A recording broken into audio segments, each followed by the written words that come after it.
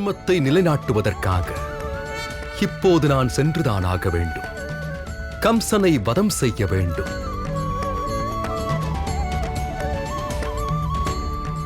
இருந்தும் கோகுலத்திற்கும் கோகுலவாசிகளுக்கும் நான் உங்கள் கிருஷ்ணன் தான்.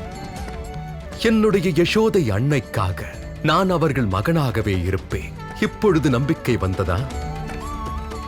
இப்பொழுது எனக்கு உத்தரவு தாருங்கள். கம்சனுக்கான நேரமும் நெருங்கிவிட்டது. நீங்கள் அனைவரும் உற்சவத்திற்கான ஏற்பாடு செய்யுங்கள். நாளை விடியலில் சூரியன் உதித்தவுடன் கம்சன் என்னும் அதர்மம் அழிந்து போய்விடும். அத்துடன் தர்மத்தின் ஒளியானது 4 திசைகளிலும் பரவத் தொடங்கும்.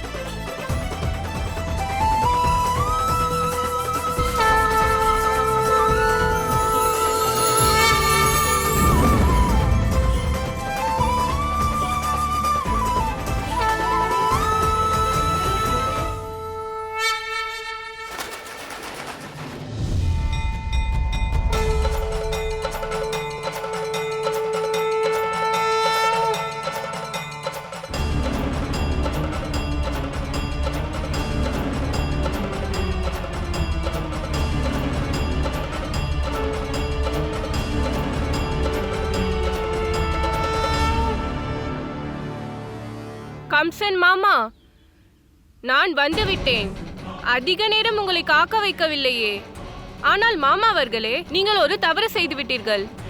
நீங்கள் உங்களுடைய மருமகனை அல்ல, போட்டியாளனை சவாலுக்கு அழைத்தீர்கள். உங்கள் முன்னால் நிற்பவன் அவன் உங்கள் மருமகன் அல்ல, உங்களுடைய காலன் ஆவான். இவன் கிருஷ்ணன்.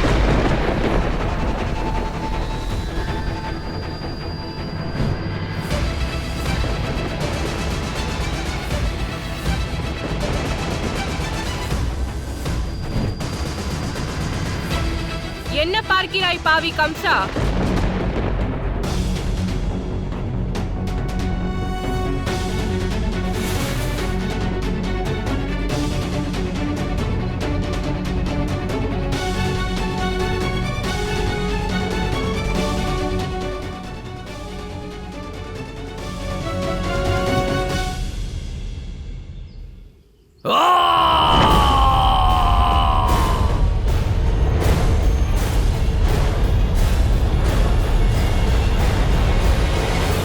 இந்நேரம் உன் மகனுக்கும் மகாராஜருக்கும் மல்யுத்தம் ஆரம்பித்திருக்கும் என்று உன் மகன் உயிரோடு இருக்கப் போவதில்லை. விலங்கை அகற்றுங்கள், அகற்றுங்கள். தயவு செய்து என் மகனிடம் செல்ல விடுங்கள். விடுங்கள், நாங்கள் சென்று எங்கள் மகனை பார்க்க வேண்டும். திறந்து விடுங்கள், திறந்து விடுங்கள். நாங்கள் எங்கள் மகனை பார்க்க வேண்டும். இன்று உங்களை சந்திக்க மாட்டான், காலனை சந்திக்க போகிறான். மகாராஜனை அறிவாய் அல்லவா? அவர் முன்னால் யுத்தம் செய்ய முடியாது.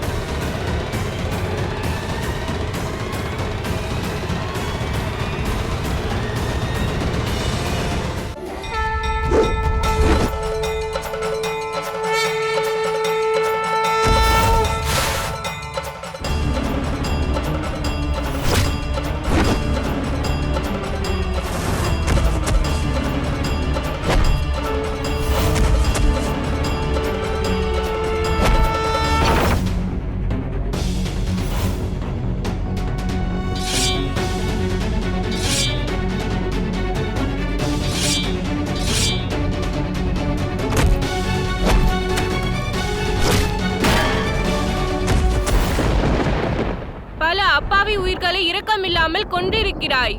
நீ ஒரு பாவியாவாய். உயிர் வாழ உனக்கு அதிகாரம் கிடையாது, துஷ்ட கம்சா.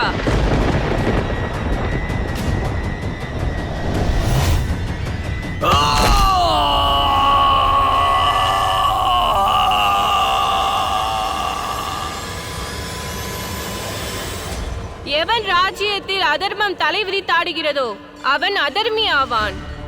உன் சகோதரியின் கருவில் பிறந்த குழந்தையை கொன்ற மகா பாவி நீ. நீ எல்லாம் ஒரு சகோதரனா, துஷ்ட கம்சா? உன்னுடைய வாழ்க்கைக்காக நீ மற்றவர்களை கொல்லுகிறாய். அப்படிப்பட்ட பாவி நீ. உயிர் வாழ உனக்கு அதிகாரம் இல்லை பாவி கம்சா. உன்னுடைய பாவத்தின் குடம் நிரம்பி வழிகிறது.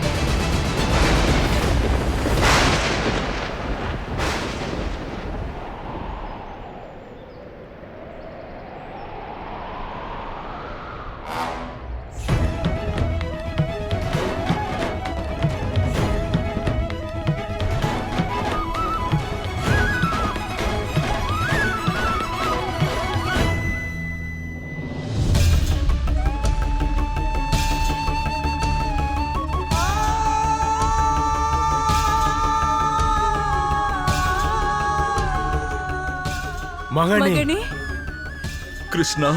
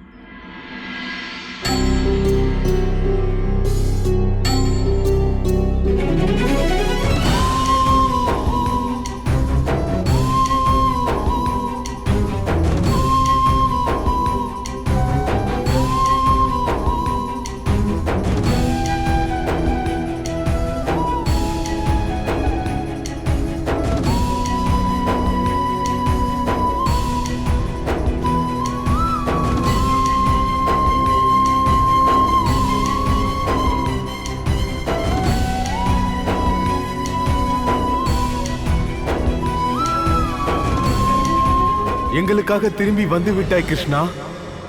நீ எடுத்த முடிவை நிறைவேற்றி விட்டாய் மகனே. நீங்கள் மேற்கொண்ட கடும் தவத்தின் பலன்தான் இது. நான் இங்கு வந்துதான் ஆக வேண்டும்.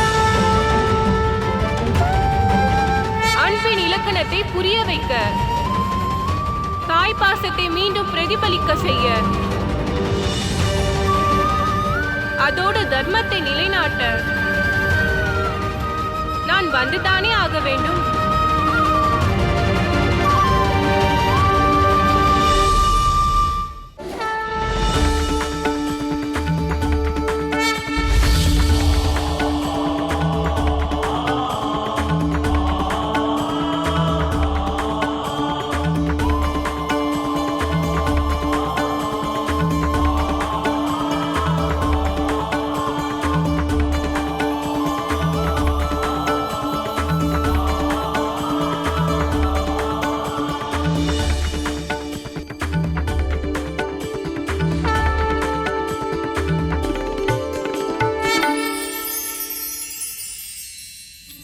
கட்டுப்பாடு.